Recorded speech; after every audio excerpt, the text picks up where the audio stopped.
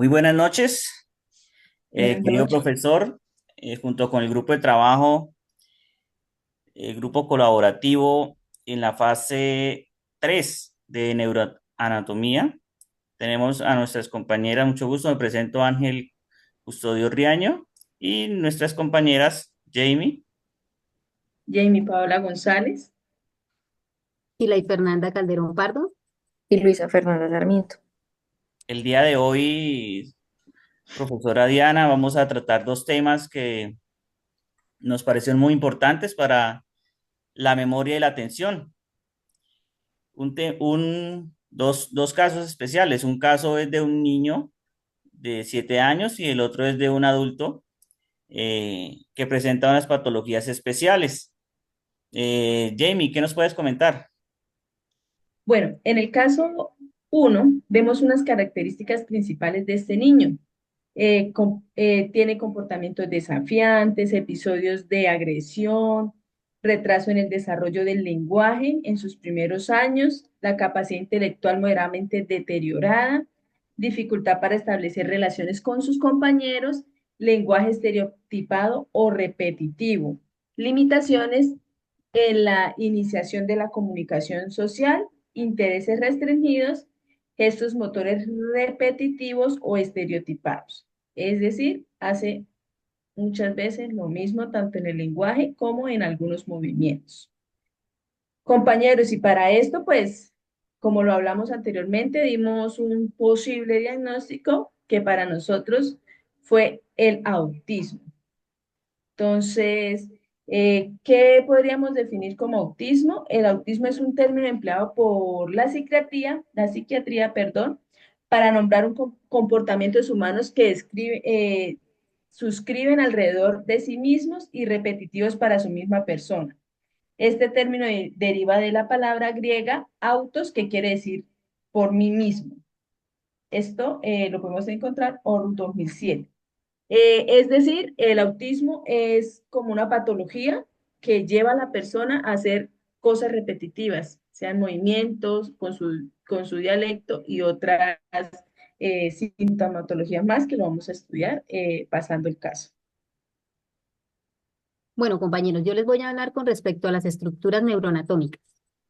En el trastorno del aspecto autista o el TEA se encuentran algunos daños dentro de, bueno, algunas diferencias entre nuestros cerebros o entre los cerebros de las personas que sufren tal trastorno. Eh, a través de una tomografía o una resonancia magnética se pueden hallar algunas anomalías con algunas estructuras como lo es en la amígdala, en los ganglios basales y en la corteza prefrontal. Como podemos notar ahí en las imágenes, están señaladas las partes del cerebro que se ven afectadas debido a este tipo de trastorno. Bueno, este es un estudio neuropatológico de los TEA. En la primera imagen vemos el sistema límbico y vemos menos tamaño neuronal. En la parte donde dice control es un tipo de neurona normal y en la parte donde dice autismo, ahí vemos la pequeña alteración, ¿sí? En el Sí. cerebro también vemos disminución de las células Purkinje, ¿sí? Ahí vemos las pequeñas diferencias. Y en las espinas dendríticas vemos el incremento de la densidad. Podemos ver cómo se ven como más puntitos, ¿sí? Esa es Ujú. una célula piramidal y podemos ver más puntitos dentro de ella. Las minicolumnas, como podemos ver, es un incremento de número de minicolumnas. Se ve, por decirlo de alguna forma, más espacios dentro de una persona que tiene una patología normal, o sea, que no sufre ningún síndrome. Y vemos en el caso del autismo cómo se ven como acumuladas, ¿sí? Como todas juntitas cerca una de la otra.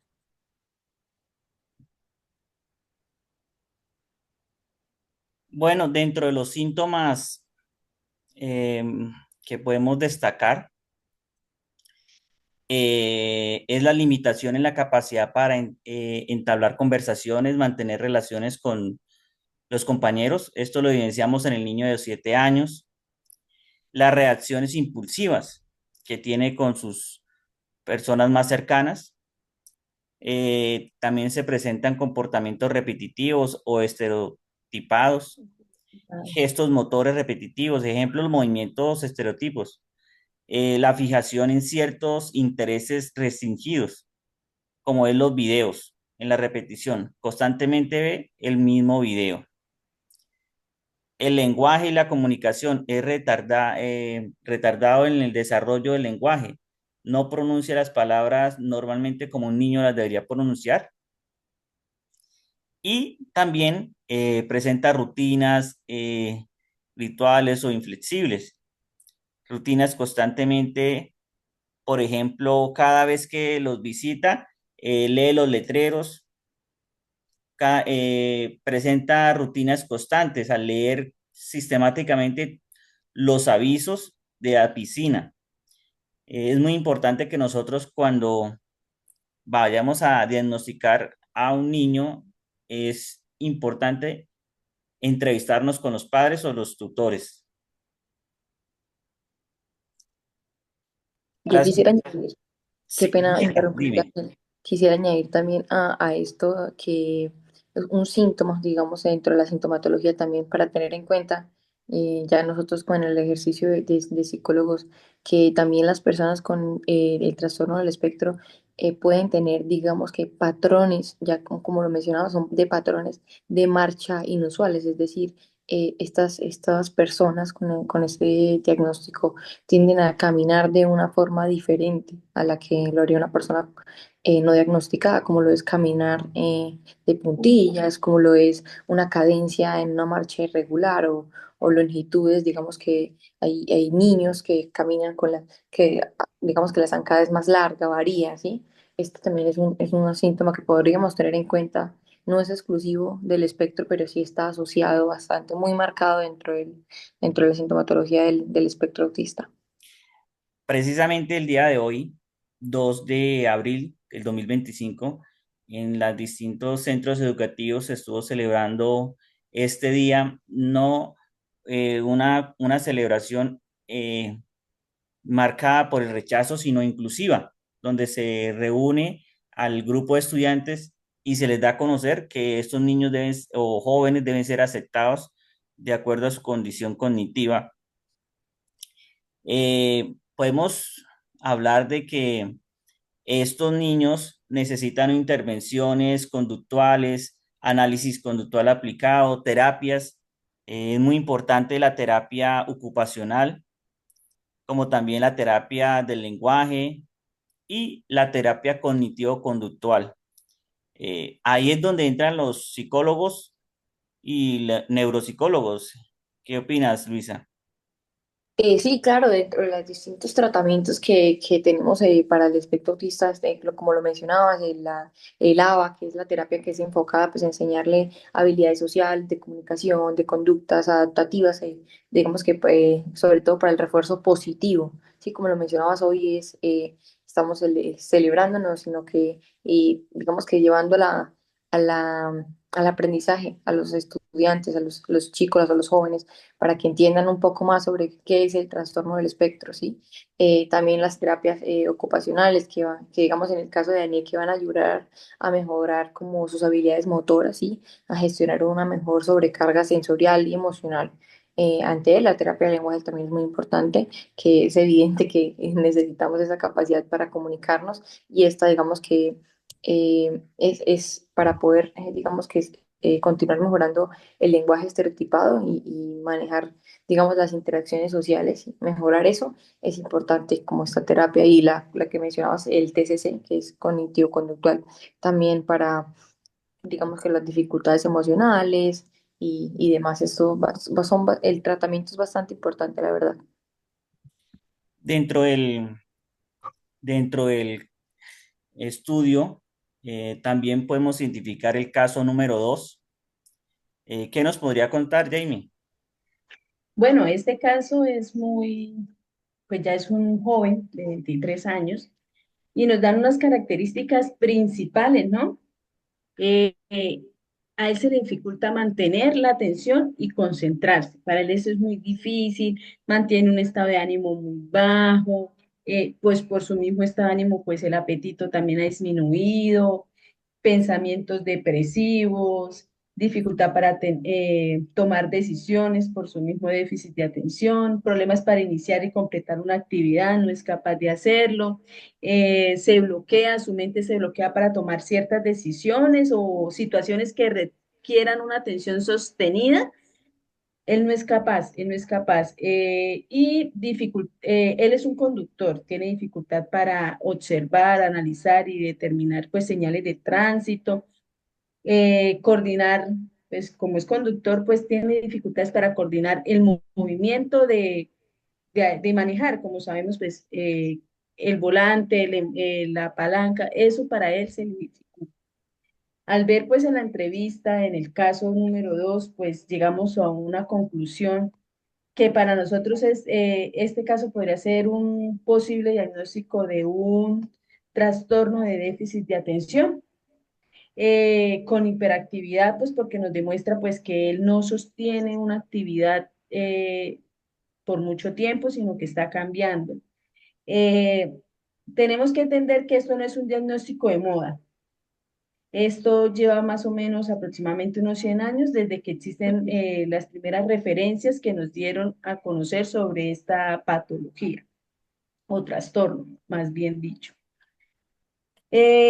Ocasiona este trastorno ocasiona a quien lo presenta serios problemas para el control ejecutivo de comportamiento, es decir, él no es capaz de tener un comportamiento como el que nosotros normalmente tenemos, ¿cierto?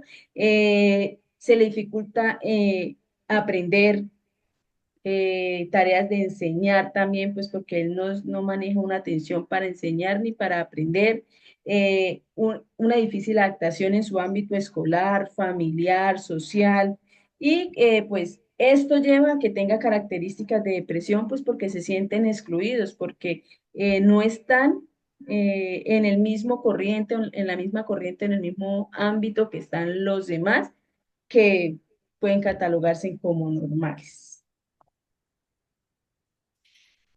Claro que sí, Jamie. Mire que afecta directamente las estructuras neuroanatómicas del cerebro.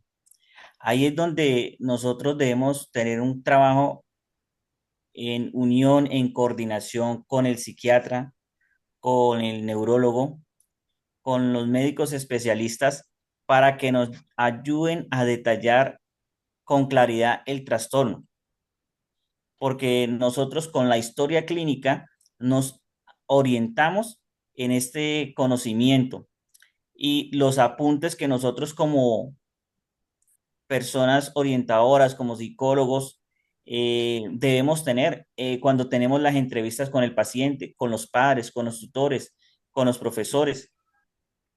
En este caso, debemos tener en cuenta que tenemos la entrevista con el familiar directo para saberlo diagnosticar y poderle dar un buen tratamiento a este individuo de 23 años que realmente es un joven que es sincero con, cuando expone su comportamiento, cuando da a conocer que tiene problemas de estimulación, de función operativa, de orientación. Muchas veces se desorienta. Tiene las dificultades de atención, problemas para mantener la atención en tareas o actividades como lo menciona el paciente con respecto a su dificultad de concentrarse. No se concentra con facilidad, se desconcentra precisamente con las señales de tránsito y precisamente que él maneja un vehículo. Sí, Eh, compañero, con respecto a la estructura neuroanatómica de este tipo de trastorno, pudimos notar que según lo mencionado, dice que las 5 áreas del cerebro en las que se detectan alteraciones en las personas con DTA son estructuras neurológicas profundas que tienen múltiples funciones. Una de ellas que pude notar es el cerebelo es más pequeño y disminuye su respuesta motora. Lo que hablaba nuestra compañera, que para él como conductor, moverse de forma ágil le es difícil. Su respuesta motora es difícil debido a que su cerebelo es más pequeño, entonces disminuye esa capacidad. Dice que también juega un papel importante el descanso. ¿sí? Para las personas o los niños que sufren de este tipo de trastorno, eh, para poder descansar les es mucho más difícil ya que se desconectan, se demoran, tardan más en desconectarse para poder adquirir un descanso más nutritivo, más bueno para el cuerpo, más satisfactorio. Sí, claro. Y además de esto, podríamos también el rechazo social, familiar, porque estas personas presentan un ánimo bajo, depresión, eh, también presentan síntomas de irritabilidad. Muchas veces los pacientes con sus familiares más cercanos creen que la persona es odiosa, que es grosera, y no es así. Es simplemente que está fatigada y tiene estrés y presenta un desinterés en entablar conversaciones o en estar en un lugar. Sí, incluso debido a que una parte de su cerebro también es más pequeña, su cíngulo anterior, dice que le es más difícil mantener la atención. Entonces vemos que eh, anatómicamente estas personas tienen alteraciones. Entonces no es lo que hablaba mi compañero, no es un comportamiento que ellas quieran tener, sino que es un comportamiento que su cuerpo reacciona de esa forma. Luisa, ¿tú qué opinas?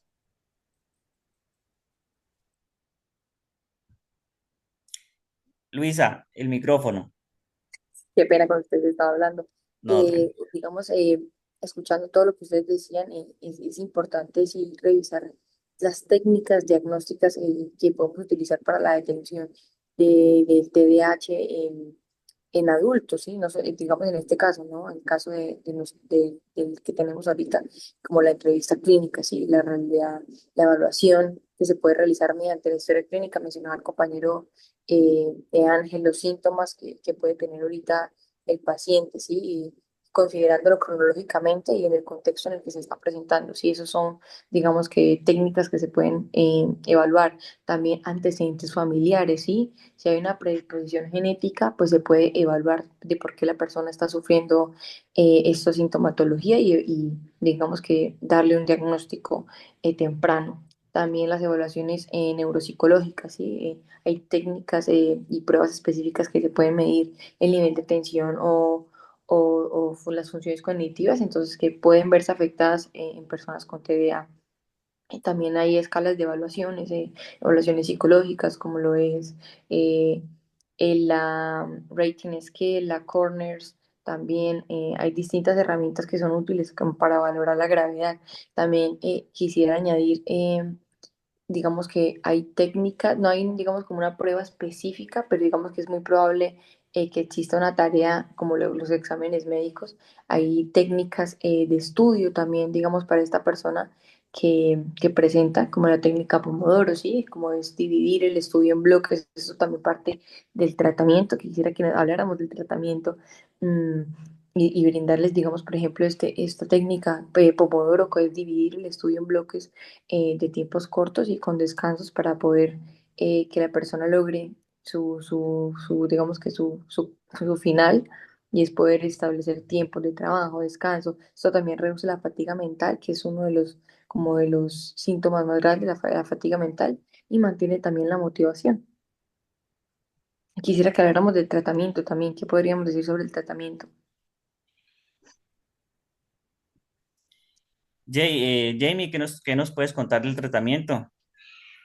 Bueno, pueden haber tratamientos farmacológicos y como sabemos, pues los tratamientos farmacológicos son dados o formulados por ya sean médicos o especialistas en psiquiatría, pero entonces con previa valoración de estos especialistas se podrían formular psicoestimulantes. Esta sería la primera línea que se les va a formular a ellos de tratamiento. Entre ellos siendo las más comunes, metilfenidato y anfetaminas. También podemos ayudar la mejora de atención y pues ayudan a la mejora de atención y el control del impulso. Nosotros como psicólogos también podemos hacer esto, hacer uso de bueno, nosotros no, los médicos, nosotros hacemos con la terapia cognitivo-conductual y los médicos podrían usar estos psicoestimulantes como la atomixatina Porque esto, especialmente si los psicoestimulantes no son efectivos o causan efectos secundarios, ella nos ayudaría a mejorar estos efectos secundarios en los pacientes. También terapias para ayudar a mejorar las habilidades organizacionales del paciente, entrenamientos en actividades sociales y laborales, que él se vaya entrenando, vaya viendo pues sus déficits, su eso. Una psicoeducación, no solamente para el paciente, sino también para la familia, para que la familia, las personas a su alrededor comprendan o tengan un conocimiento mejor sobre el TDAH y los síntomas y el impacto que causa tanto para la persona como para las personas que lo rodean. Y podríamos también decir que una terapia ocupacional para mejorar la capacidad que el paciente tiene para realizar tareas normales, que para nosotros son normales, para ellos son muy difíciles. Y tareas relacionadas con su entorno, con su trabajo, su vida diaria, pues especialmente la coordinación motora y la atención dividida, que es lo que estamos haciendo aquí, pues poder ponerle cuidado a dos cosas a la vez. Esta terapia nos va a ayudar a esto. Muchas gracias, compañeras, por sus diferentes aportes. Por último, quisiera agregarles que es importante nosotros actualizarnos en la academia, en la investigación, ya que nosotros como profesionales de psicología nos ayudará a orientar mejor a nuestros pacientes. Yo también Feliz. quisiera resaltar, compañeros, la importancia de detectar a tiempo el trastorno de déficit de atención y el trastorno del espectro autista, digamos que para intervenir en estas primeras etapas del desarrollo, digamos que un diagnóstico adecuado basado en criterios clínicos y estudios neurocientíficos nos va a permitir aplicar las estrategias como la terapia cognitivo, la cognitivo-conductual y también lo que dice el compañero, que más allá de tratamientos individuales es fundamental que promovamos espacios de entornos inclusivos que digamos que favorezca la participación de personas con el espectro autista y con el déficit de atención y que pues generemos conciencia y educación sobre estos trastornos y esto pues va a contribuir de una u otra forma a la reducción del estigma y también pues a la construcción de espacios como más accesibles a estas personas. Listo, muchas gracias. Gracias, compañero Pero, Felipe. ¿Sí? Bueno, vamos Bien. a hacer una pausa acá en el video. Jamie, ¿le doy en detener grabación? Sí.